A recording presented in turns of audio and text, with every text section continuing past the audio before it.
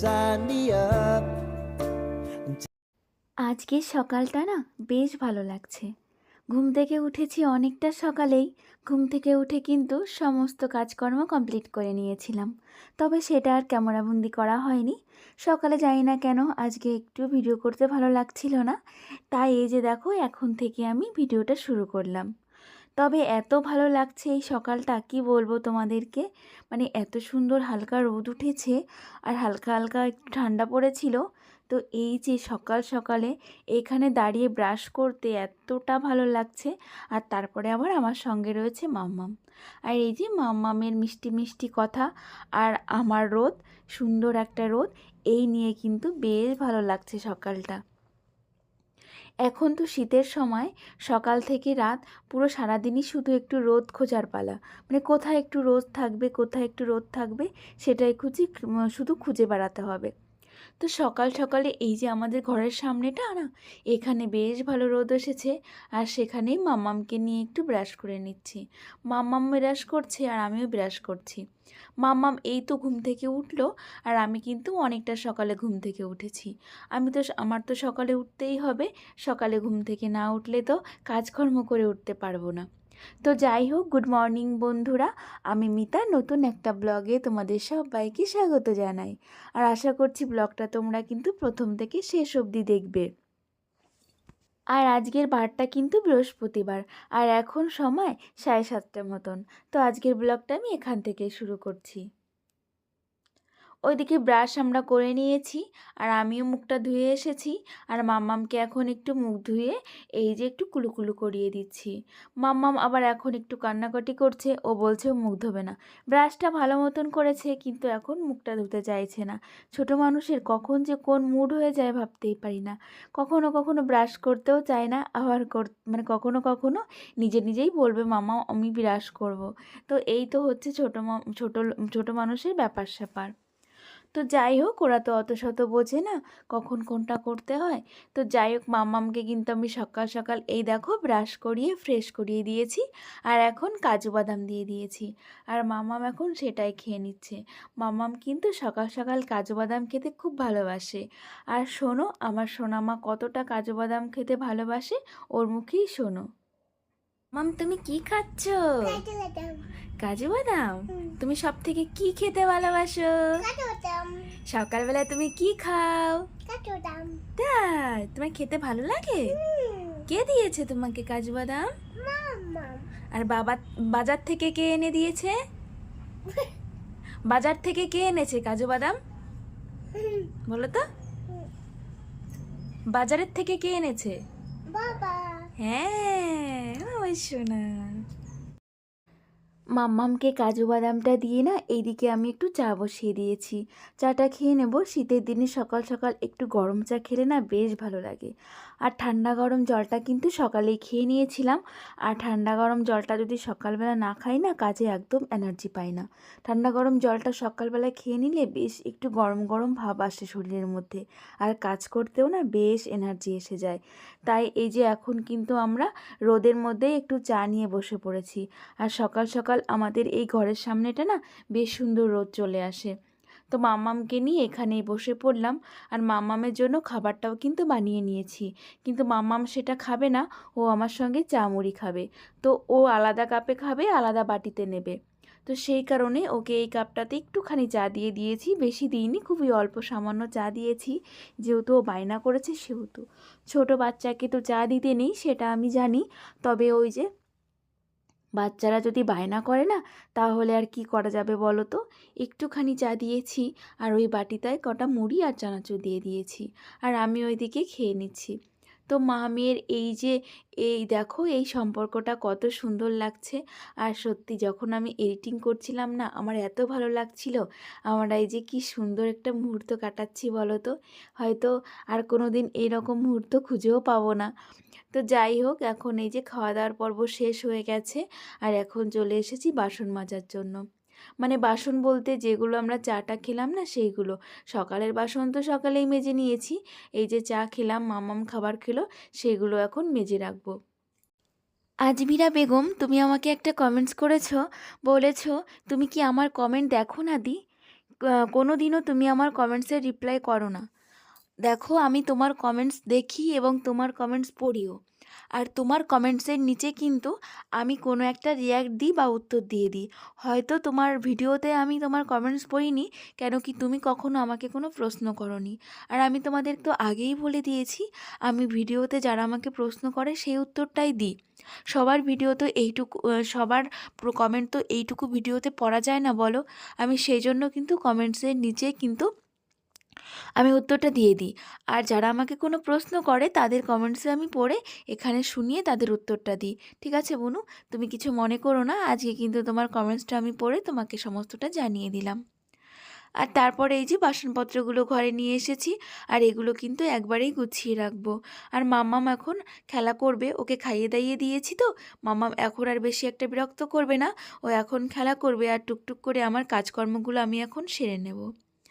আর এই দেখো, কাজকর্ম বলতে ওই তো ঘর গোছানো, ঘর পরিষ্কার এসবই এখন রয়েছে। তো সেটা করে নিয়েছি, বিছনাটা সুন্দর করে গুছিয়ে নিয়েছি। আর এই যে সমস্ত ঘরের গুছিয়ে নিয়েছি। আর দেখো ওয়ার্ড্রপটার অবস্থা মাম্মাম কি করেছে, নীল পালিশ পেয়েছিল সেই দিন, নীল পালিশটা নিয়ে ওইখানটাতে ওরকম করে লাগিয়েছে।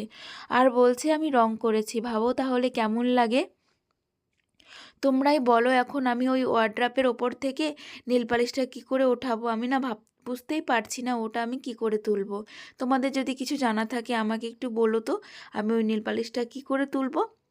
আর সকালবেলা এই ঘরটাকে কিন্তু আমি গুছিয়ে নিয়েছিলাম, কিন্তু জানালাটা খোলা হয়নি। কেন কি শীতের সময় সকালবেলা তো বাইরেটা না মানে ঠান্ডা ঠান্ডা হাওয়া আসে, যতক্ষণ রোদ না আসে ততক্ষণ, সেই কারণেই। তো এখন রোদ এসেছে, তারপরে জানলাটা খুলে দিলাম। এরপরে কিন্তু বেশ একটু টাইম কেটে গেছে। তারপরে এই যে মামামকে স্নান করিয়ে খাইয়ে দাইয়ে আবার ঘুমও পাড়িয়ে দিয়েছি। আর এখন আমি যাব স্নান করতে। আমিও এখনও স্নান করিনি, শীতের সময় তো আমি বেলা করে স্নানটা করি, সেই কারণেই।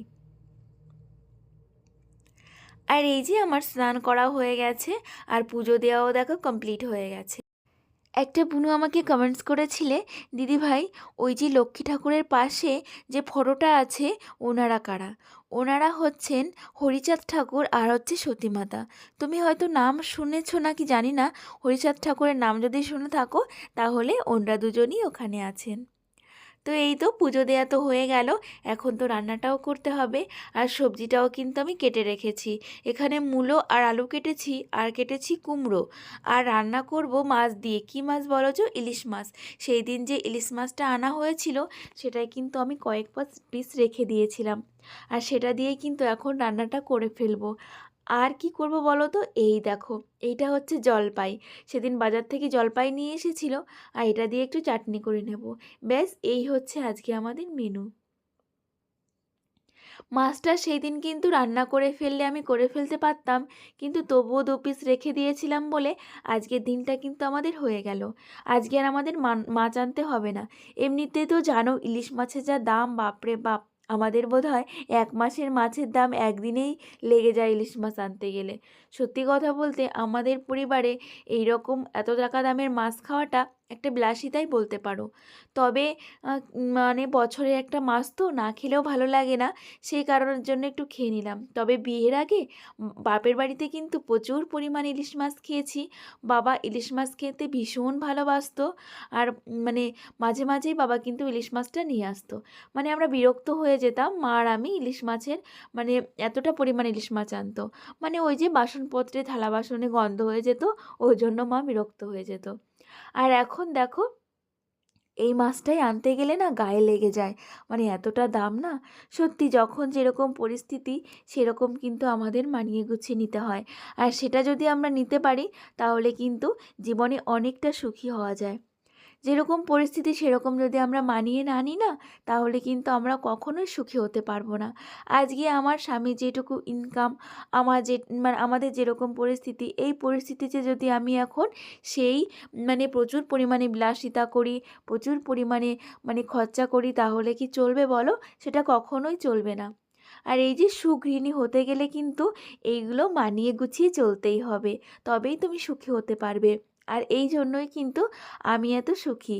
তবে কি বলো তো, টাকা পয়সা মানুষকে কখনোই সুখ এনে দিতে পারে না, এটা আমি কিন্তু বিয়ের পরেই বুঝেছি। কেন কি আমাদের তো টাকা পয়সা তেমন নেই, তবে আমরা কেন এত সুখী হলাম বলো তো? তাই অনেকের টাকা পয়সা আছে দেখি, তবুও কিন্তু তারা জীবনে অসুখী, সেটা আমার সামনেই দেখা।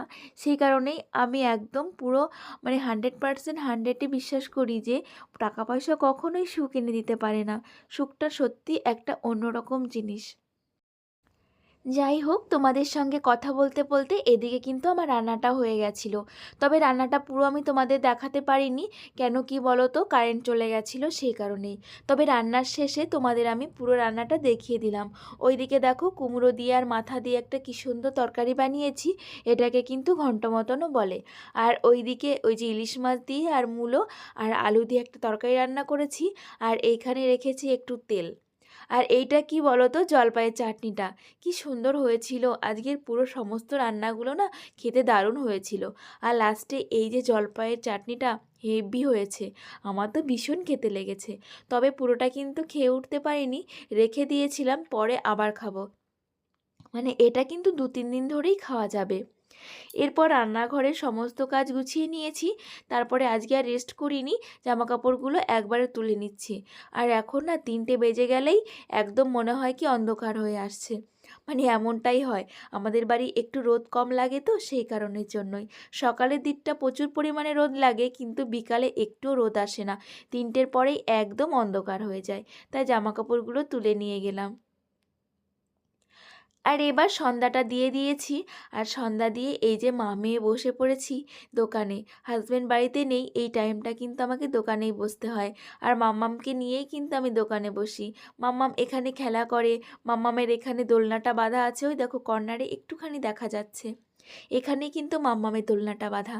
মাম্মাম এখানে দোলনা খায়, খেলা করে, তারপরে একটু খাওয়া দাওয়া করে, এই সমস্ত আর কি। আর সন্ধ্যা টাইমটা আমার কিন্তু এখানেই কেটে যায়। এরপরে ঘরে যাব, তারপরে মাম্মামকে আবার সন্ধ্যার কিছু খাওয়াবো, তারপরে মাম্মামকে বই নিয়ে বসাবো, পড়াশোনা করাবো।